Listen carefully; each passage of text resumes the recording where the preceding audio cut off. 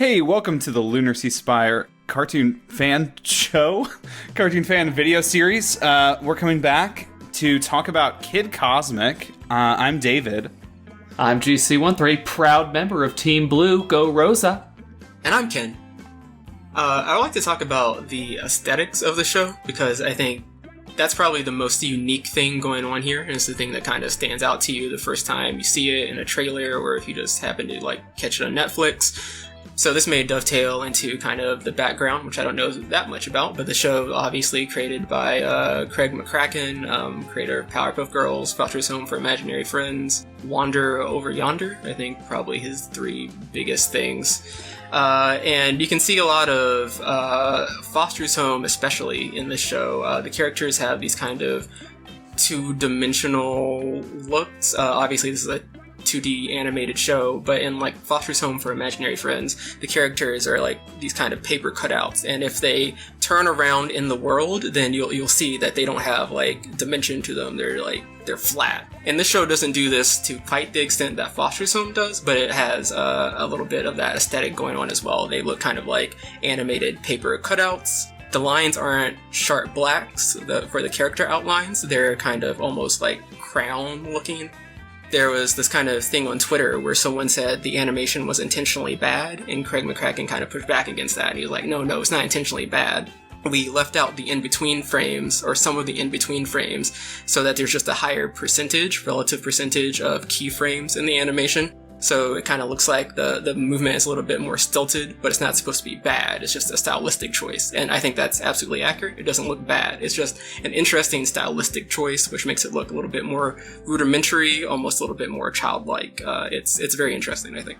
The art style really grew on me over time, but after I started reading about everything they were trying to accomplish with the looks, I think they really brought out he's living his comic book dreams finally, and that's why everything looks like a comic. I mean, I'm imagining Kid Cosmic in my head right now, and I can't get out of my head the dots of ink they put onto a comic book. That's how synonymous they are in my brain now. Yeah, it's not to the level of something like Spider-Verse, where it's supposed to look like a printed page all the time. Of course, that probably had even a much larger budget, but yeah, with the frame skipping, you get an effect that's closer to, the truly limited number of panels you have in a comic, but it also helps really exaggerate things. They also, though, did things you don't really see in comics, or at least I haven't, which is taking advantage of the 3D nature of the world. So the backgrounds have a really interesting effect that come out even in episode 1 as we're on the one long stretch of highway, where they kind of treat the environment like a cube. The comic book aesthetic, they were going for a newspaper comic style aesthetic, like Dennis the Menace and the Adventures of Tintin. It makes the bright moments feel so bright, but it also makes the dark moments feel so dark. And I kind of, this series made me sad for a few episodes there, I'm not gonna lie. Yeah, they definitely kept it more rooted, and that even is just in the fact that you don't see so many cartoony squash and stretch effects, things like that. The characters keep a consistent shape, and even if the frames exaggerate their movement, they don't actually change the shape of the characters to exaggerate them. And so when you keep that kind of consistent appearance, it grounds you more, even though it clearly still looks like a comic book and paper cutout characters, and it looks like an animated show, but it gives more realness to the characters. Of course, the actual content of the story, I find it so fascinating because, coming from Craig McCracken, his stuff's been a little more on the edgy side of things. I mean, obviously Powerpuff Girls was probably the most like that, because I think it even started from being called something like just like the Badass Girls, I think they were called before they were the Kick-Ass Girls. That's what it was. Yeah. But, this has an edge to it. Characters really die, and Papa G is really concerned about, them killing people. Yeah, the casual death always just shocked me a little bit. Just the way they would use that as jokes. Let's talk about Papa G's powers and death for a minute there. In some scenes, he's treating each of his selves as though they're individual people, like, calling them all out specifically, like he's being a good leader and patting them on the back. And at other times, he's like, hey, guys, go out there and die in the process of boarding this diner up. And they're like, yeah, sure, okay. There's something weird about how it works because they don't have a shared consciousness. It's not like the Danny Phantom power where he just splits himself into multiple ghost forms. Like, these seem to be separate entities that Papa G isn't, the prime Papa G isn't controlling per se. They just have the same will generally. Yeah, that's probably the best way I could explain it. They all want the same thing, and he's the one with the power ring, so he's the one who has to stay safe so they can do their job. Rosa also just mass murders just so many aliens. There's no plausible deniability of did they really have individuality? They're just sleeping, Ken. Oh, you're right. They're just sleeping. That was maybe the best gag of the series, just because of how dark it was. But even besides that, they kill other aliens, don't they? Maybe I'm not remembering correctly. I feel like people get their heads cut off. There is the one who just dies in Earth's atmosphere. There's one who dies when he hits the power lines. And then there are those alien armies that just murder each other. The giant one that is just a corpse that Rosa refuses to bury, but Papa G does bury, and Papa G has to use a chainsaw. Papa G doesn't just die. That's not the one way his clones can be tortured. They can also be psychologically tortured by having to use a chainsaw to cut through the corpse of a giant alien conqueror. So what do you guys think of the twist that Earth Force Enforcement Force is literally no better than any of the alien conquerors who showed up to Earth, except, they're better at it? Well, I will say, it's not clear exactly how evil their plan was. The motorcycle guy, I forgot his actual name, sorry. He just states that he wants Earth to be respected, which, if you take him... He wants to be the most powerful, dominant force in the galaxy. He definitely wants to establish a hegemony. Did he say dominant, or...? He, not so subtly, is talking about being the number one superpower with his belly... and the American flag. I don't even know if it's just the bottom of the shirt or his pants or a belt buckle. It's, not such a subtle jab at certain countries trying to be very powerful. I'll say, I really liked the Earth Force Enforcement Force. I thought they were really good characters. I love that they had a theme song. I love that Michaela Dietz was one of them. Yeah, it was great. The theme song was great. Everything about them was great. When they got the rings, I was actually really relieved. I was like, yes, this is right. Don't give them back to our previous team. I like this better. Don't give them to the schmucks. Don't give them to the losers. Unironically, yes, that was my reaction.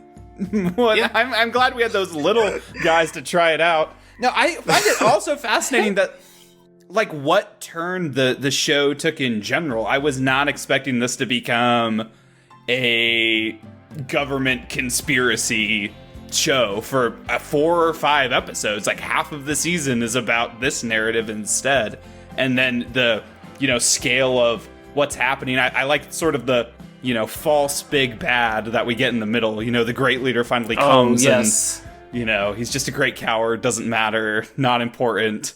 But, they build him up. Such a glass jaw. Exactly. The only difference between him and everyone else is he brought more troops. I was so surprised with what happened after Chuck revealed the tape to Kid. I thought he would get despondent and quit. I didn't realize that he would just be like, you know what? I'm just going to get all of the ranks and I'm going to beat the snot out of whoever comes to get me. And he could have done it if he had known that he can't activate all the powers at once. If he had known about that limitation, he would have beat the snot out of that guy.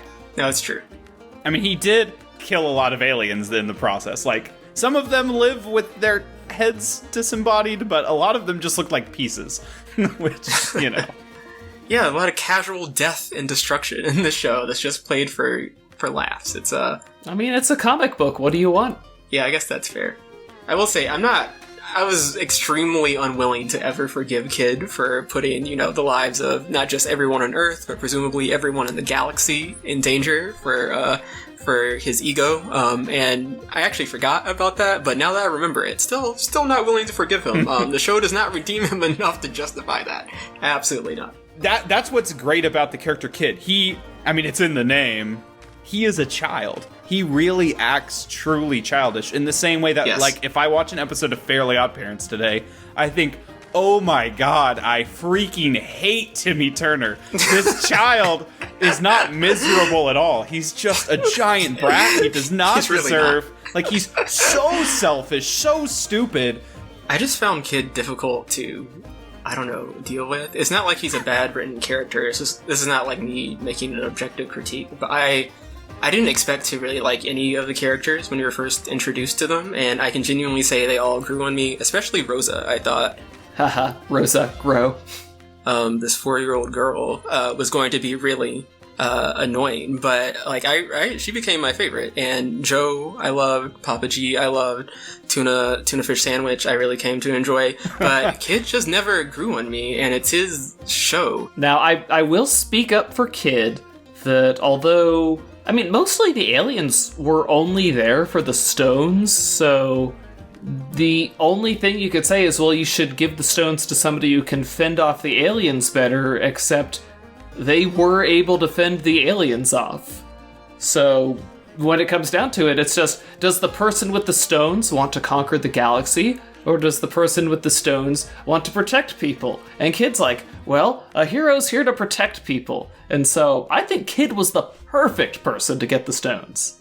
Maybe he's learned a lot of humility, although he now has more power than anyone else. I don't know what the limits of telekinesis are. We get a pretty bland description of it from the, alien that had that power. You just move stuff around. But, if you think about it, telekinesis, what's the size of moving? If I can command all matter at a subatomic, size, then I basically have the equivalent of the reality stone. You can bend reality completely to your will if you have the power to move matter with unlimited energy, right? Like, if there's you've removed the need for an energy source out of the equation to translate matter in space, which is... We're gonna see Kid just transmute objects into gold by rearranging their atomic structure. Right, I guess they have to be capable and knowledgeable to know what they can rearrange things into. The power won't interpret it for you. You actually have to move things around specifically, so maybe it would take a super genius in order to do it. But hey, there could be a super genius ring out there. Oh yeah, we got 13 in total, apparently. They do have to go find a lot more stones. Ooh, that's going to be interesting, them trying to come up with a lot of unique powers for everyone in that diner. I will say, in terms of like series development, I read an interview with McCracken, and he was saying that going into this, his entire career, he's worked on episodic things, Powerpuff Girls, Wander Over Yonder, Foster's Home, etc. And going into this, he wanted to do something that was like a serial story with characters that could like grow and develop, which is like very clear. That's like what this entire thing is about: Kid developing and growing as a person. And while I personally think it would have been a little bit stronger as like an episodic thing, it's interesting to note that, that's just something he wanted to do after being limited in that way for his entire career. You take the comic book and you serialize it because you gotta subvert audience expectations. There is no reverting to status quo here, sir. Well, and Wander was going in that direction a little bit, but it was also canceled. So I'm very interested to see him, this time he's trying really hard to not get a canceled show by putting it right at the end of episode 10. Hey, this will be followed up. I don't know if the story, though, goes beyond, like, season 2. It feels like they escalated it pretty quick, so it doesn't feel like a long-lived series to me. If they're gonna face a planet destroyer and actually deal with that problem in season 2, then I feel like that's all Kid Cosmic's going to be, is just a 2-season story about a kid going all the way to space to solve a cosmic problem. Yeah, maybe that's all the scope they want to do, but it's just surprising to me that it moves so fast, because, kind of like you were saying, Ken, I think there is room with this idea for it to have been spaced out a lot more. Like, even, episode 4 or 5, where a bunch of aliens visit Earth, and they kind of incompetently just watch the aliens destroy themselves. A lot of those alien encounters could have been individual episodes in an 11-minute cartoon.